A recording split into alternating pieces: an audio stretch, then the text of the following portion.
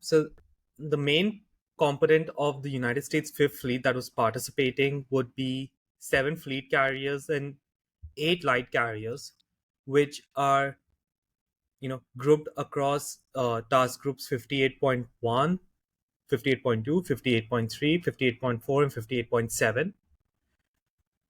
And they are escorted by seven battleships, 21 cruisers, around two-thirds being light, 68 destroyers, and 28 submarines are much further ahead, which you will see will play a role. The main aircraft that the United States are using in their fleet right now is the Hellcat fighter, the Helldiver dive bomber, and the Avenger torpedo boats. And you also, at least in task group 58.3, you had a few Corsairs and their lovely gullwings. And you had a fair number of Dauntless dive bombers. Uh, yeah, thanks, Greg, for the. I think that's the Hellcat, right? Yeah. I had a solo picture. Now, at the start of the war, the Americans had a massive disadvantage in terms of their fighter, which was at that time the Avenger as well, in comparison to the Japanese, who with the Zero was a far better aircraft. The Hellcat was like the perfect counter. It had a top speed of over 630 kilometers an hour, which was significantly faster than most Japanese aircraft in the Pacific. It had a pretty good range of about 950 miles, which is why when we said that they can only go up to a search for about 400 miles, right? Because you need to keep some reserve for dogfighting and carrier returns. And more importantly, the Hellcat had a much higher ceiling, 37,000 feet, compared to the Japanese aircraft. A good fuel capacity. It had almost 1,000 liter tank inside it, and could carry up to 450 liters in 350 liter uh external pods. More importantly is the aircraft was armed. It had six heavy machine guns, each with about 400 rounds of ammo, and we are talking about 12.7 millimeter rounds against a lightly armored Zero, Judy, or Val. Oh yeah, this they are toast. It could also, if needed, carry up to 1.8k tons of bombs. And by this time in 1944, the United States are also using a lot of unguided rockets as well. So these things are going to be able to provide ground support roles, armor attacking roles against like the battleships and all with these rockets and bombs, and also flying your combat air patrol or air interception missions. And they were far better armored, I might add. That a favored tactic of American fighters to avoid Japanese fighters was to fly straight through the Japanese flak, because the Japanese flak were more likely to destroy their own Zeros than an American aircraft. So that was it. The next major aircraft is the Helldiver. Just one moment. I'll just take over sharing for that. Yeah.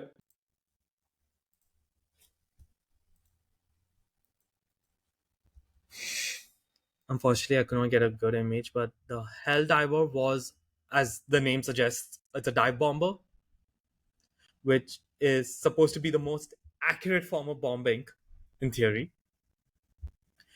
Unfortunately, it did not have a good speed advantage. It had a top speed of 475 kilometers, or just under 300 miles an hour. It had a marginally better range, you could say, of the versus the Hellcat at a range of around 1165 miles. And it carried in the nose and the wings two 20 millimeter cannons, and it also had two light machine guns in the rear cockpit, which was 7.66 millimeter in caliber. In terms of its bomb, In the internal bay, it could carry up to 1 ton of bombs and around 500 pound bombs on each wing. So, giving it a total capacity of about 3,000 pounds of bombs that it could carry into combat.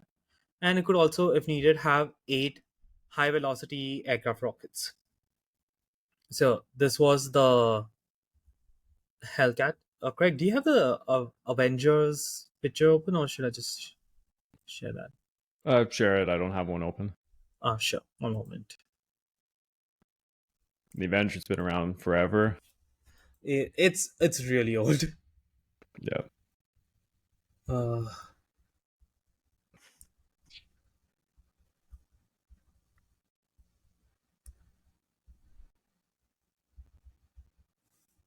where is the? Unfortunately, this is the one of the most. Yeah, found it. The Avenger is now the primary torpedo bomber of the United States Navy, and luckily now the torpedoes work, Yeah, I was gonna so there's say. a higher chance of impact. Pretty slow for aircraft. It was top speed was 200 and just under 280 miles an hour. And I might also add its ceiling was really low, 22,000 feet. And it did, however, have a far better range at just under 1,500 kilometers or 905 miles, which was, much better, comparable to the Hellcat at least. In terms of guns, it was similarly armed to the Helldiver in terms of its, having one nose-mounted light machine gun and two wing-mounted heavy machine guns, and the rear gunner also having a dorsal-mounted machine gun, as we could see in the picture. It was able to and these aircraft, even though they were officially torpedo bombers, they could also have that dual role of being a dive or level bomber. They could carry up to 2 tons of bombs or a Mark 24, Mark 13 torpedo, which would be weighing around 900 kgs. Torpedoes are pretty sophisticated weapons, especially during World War II, and were pretty costly to make for by every navy. Shells were way cheaper. And the last one is the Dauntless dive bomber. Again, very old, and it was agonizingly slow. I think they were still phasing in the newer aircraft. It takes time to build up you know the squadrons and air groups. So you still had Dauntlesses here. Its top speed was just 250 miles an hour. So if you compare it to everything else, it's a turtle. Though it does have a pretty decent range of just under 1,800 kilometers or 1,100 miles. It was it just could carry just a little over 1 ton of bombs and was pretty undergunned and could not carry rockets. You did have a few F4 Corsairs, but yeah, it was just 3 aircraft in the entire air group, so we're not really going to get into that. So these were the primary American fighters, aircraft that were involved. Shall I just quickly go through the Japanese? Do you have the zero, right?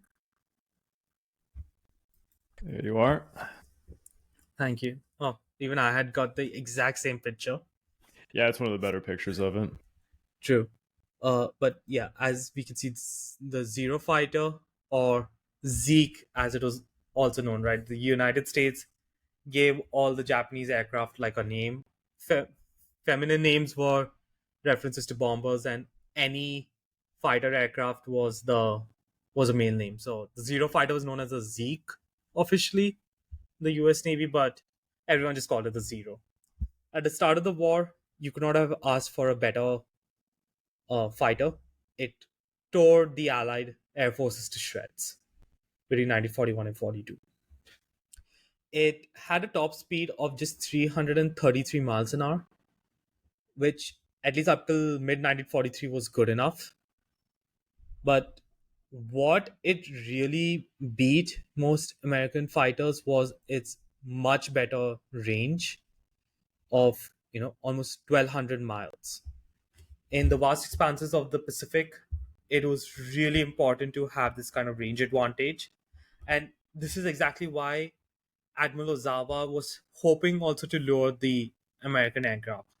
They'll be further away from their own mutual supporting groups. And if he maintained range, he can strike at the Americans, but they cannot strike back without exposing themselves unnecessarily.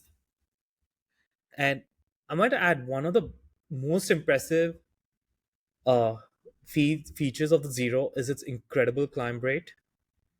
Even though the Hellcat had a very good climb rate of 2,600 feet a minute, the Zero had a rate of climb of 3,100 feet a minute. And but unfortunately, it by 1944 it was completely outclassed. Its guns were two light machine guns with 500 rounds per gun, whereas the Hellcat had 400 rounds of heavy machine gun ammo per gun, and it had six of them, while the Zero had two. It did have two 20 millimeter cannons, but they only had 60 rounds of ammo. So it unfortunately was pretty underarmed in comparison. It was Compared to every very light. aircraft, it was Yeah, very under armored.